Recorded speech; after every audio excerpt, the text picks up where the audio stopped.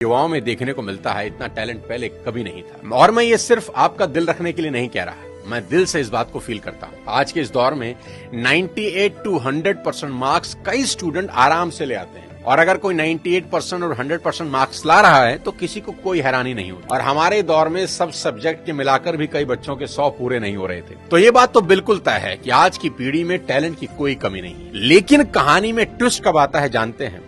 जब बच्चे 14 से 20 साल की उम्र में होते हैं।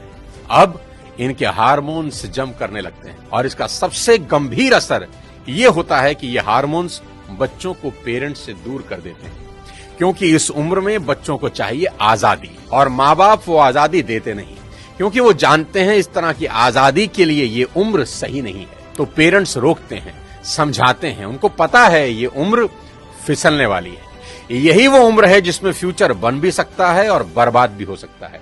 अब यहां बच्चों को लगता है कि यही दो लोग मेरे दुश्मन हैं। यहां बच्चे अब माँ बाप से झूठ बोलना शुरू कर देते हैं, चीजें छुपाना शुरू कर देते हैं।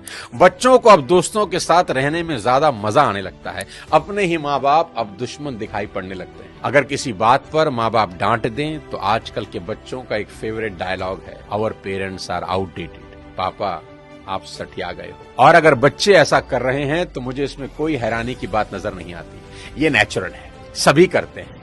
25-30 साल पहले हम भी यही करते थे, और आज के कोई 25-30 साल के बाद इनके बच्चे भी ठीक इसी इंटेंसिटी से ऐसा ही करेंगे।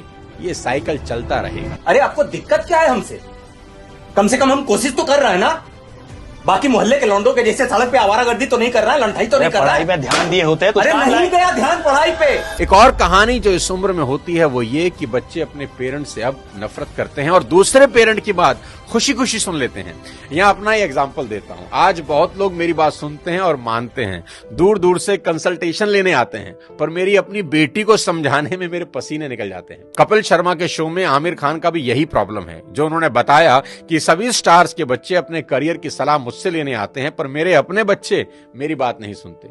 बच्चे बात सुने या ना सुने ये मेरी प्रॉब्लम नहीं है, मेरी चिंता कुछ और है, वो बताता हूं आपको। अभी कुछ दिन पहले मैं एज अ चीफ गेस्ट अपनी बेटी के स्कूल में गया, जहां उनकी प्रिंसिपल ने मुझे इनवाइट किया। उनका कोई एनुअल डे प्रोग्राम था।